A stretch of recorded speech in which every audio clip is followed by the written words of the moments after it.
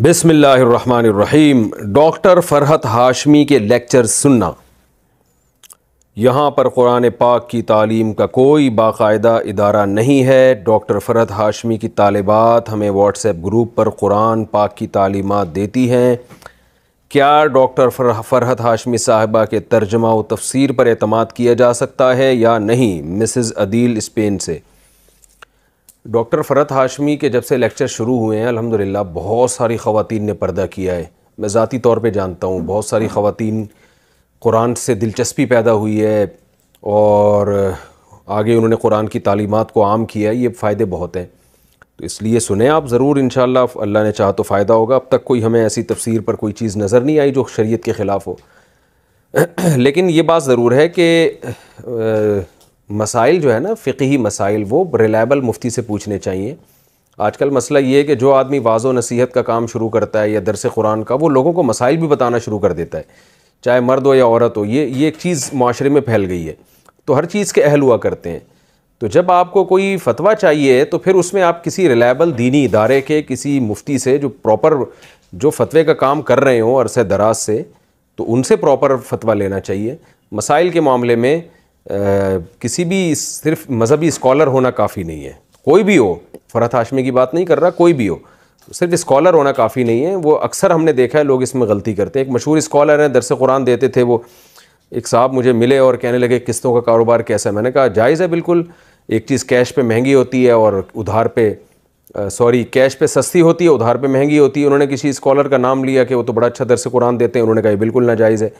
تو میں نے کہا نہیں ایسا نہیں ہے، وہ اسکالر تھے اپنی جگہ، درس قرآن بھی اچھا دیتے تھے، مسائل کا علم نہیں ہوتا، ہر چیز کا ایک اہل ہوا کرتے ہیں۔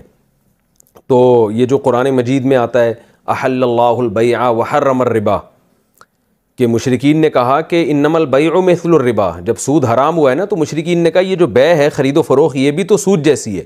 تو بعض مفسرین نے لکھا ہے کہ وہ قسطوں کے کاروبار ہی کے بارے میں مشرکین نے اعتراض کیا تھا کہ اگر آپ سود کو حرام دیتے ہیں تو قسطوں پہ بھی تو چیزیں مہنگی بکتی ہیں۔ تو اس کے اللہ نے کیا جواب دیا؟ احل اللہ البیع، بھائی وہ خرید و فروخت کا معاملہ ہو رہا ہے وہ جائز ہے، اور سود کا معاملہ وہ حرام ہے۔ تو اللہ نے فرق رکھا ان میں، ایک کو حلال قرار دیا ایک کو حرام قرار دیا۔ تو مسائل کے معاملات میں جو آج کل جو بہت سارے اسکالرز یا درس قرآن دینے والے لوگ ہیں، جب تک وہ ریلائبل مفتی نہ ہو، کسی دینی ادارے سے پراپر فارغ نہ ہو، کسی مفتی کی نگرانی میں فتوے کا کام نہ کیا ہو، اس وقت تک مسائل نہیں پوچھنے چاہیے ان سے، خاص طور پہ جو پیچیدہ مسائل ہیں یا اختلافی مسائل ہیں، ان میں اکثر یہ حضرات غلطی کر جاتے ہیں۔ کیا سفر معراج میں دیدار الہی ہوا تھا؟ کیا قرآن و حدیث سے اس بارے میں کوئی روشنی ملتی ہے کہ معراج کے سفر میں رسول اللہ صلی اللہ علیہ وسلم نے اللہ تعالیٰ کو اپنی آنکھوں سے دیکھا تھا یا نہیں؟ کامران شیخ سعودی عرب سے۔ دیکھیں اس پہ دلائل سے تو میں بعد میں کسی وقت ریکارڈ کروا دوں گا پوری تفصیل سے، لیکن اس میں دونوں رائے ہیں علماء کی۔ بعض علماء کہتے ہیں نبی صلی اللہ علیہ وسلم نے اپنی آنکھوں سے دیکھا تھا، بعض کہتے ہیں نہیں دیکھا تھا۔ میری نظر میں جو دوسرے دلائل ہیں وہ زیادہ قوی ہیں، کیونکہ حضرت عائشہ نے بھی نفی کی ہے اس کی۔ نور انا اراہ، خود آپ سے حدیث سے میں ثابت ہے، نبی صلی اللہ علیہ وسلم فرمائے نور تھا، میں کہاں سے دیکھ سکتا تھا؟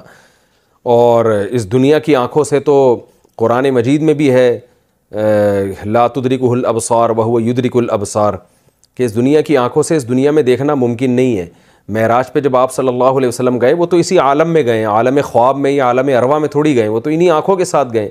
بہرحال دوسری طرف بھی دلائل ہیں، لیکن میری رائے میں زیادہ قوی دلائل اس طرف ہیں کہ دیکھنا ثابت نہیں ہے۔ حضرت موسیٰ علیہ السلام نے خواہش ظاہر کی تھی، مگر یہ کہ اللہ تعالیٰ نے پہاڑ پہ تھوڑی سی تجلی ظاہر کی اور موسیٰ کو بتا دیا، کلیم اللہ کو، لن ترانی ہے موسیٰ، تو نہیں دیکھ سکتا مجھے کسی قیمت پہ، لن ترانی کو ہرگز یہ ممکن نہیں ہے۔ تو آخرت میں دیدار ہوگا اللہ تعالیٰ کا اور ہم ان آنکھوں سے دیکھیں گے۔ اس وقت جو اللہ ہمیں آنکھیں دیں گے اس میں اتنی طاقت ہوگی کہ وہ اللہ کے دیدار کو برداشت کر سکیں۔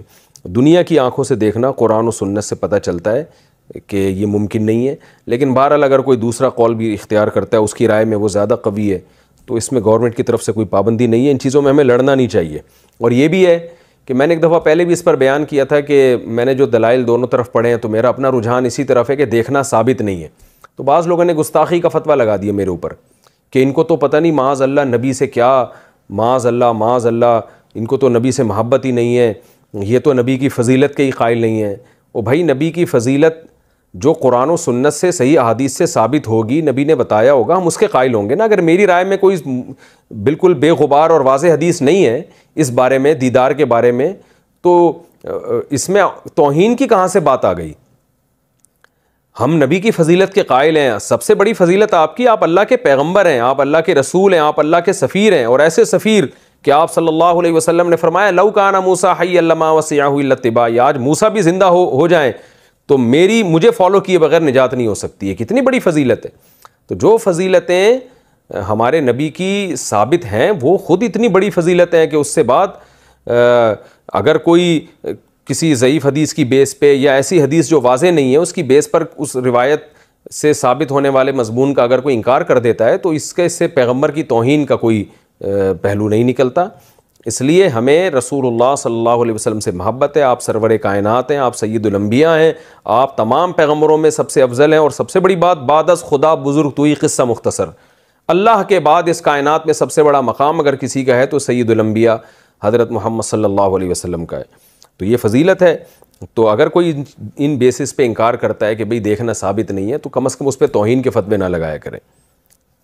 ایسے تو کوئی خود سے بہت سارے فضائل گڑ گڑ کے بیان کرنا شروع کر دے اور جب علماء انکار کریں تو آپ ان پہ توہین کے فتوے لگا دیں، تو یہ تو پھر ایک تو شرعی حدود سے تجاوز ہو جائے گا۔ بہرحال مسئلہ اختلافی ہے، میں نے کہا کہ دوسری طرف بھی علماء کی رائے موجود ہے، تو اگر کوئی وہ رائے رکھتا ہے تو اس میں کوئی حرج نہیں ہے۔ کس عالم کی تفسیر سنیں؟ کیا میں ڈاکٹر اسرار احمد برہوم کی قرآن مجید کی تفسیر سن سکتا ہوں؟ اگر نہیں تو پھر کون سی تفسیر سننا میرے لیے بہتر ہے؟ مصطفیٰ صاحب ممبئی سے۔ ڈاکٹر اسرار احمد کی تفسیر بھی سن سکتے ہیں، اور باقی بہت ساری تفسیریں، میری بھی اپنی اب تفسیریں ریکارڈ ہو رہی ہیں، اور ابھی رمضان میں انشاءاللہ ہم اس کو باقاعدہ سیریل وائز ہم اس کو ریکارڈ کروائیں گے، فصل رمضان سے شروع ہو جائے گا سلسلہ، انشاءاللہ وہ بھی سن سکتے ہیں۔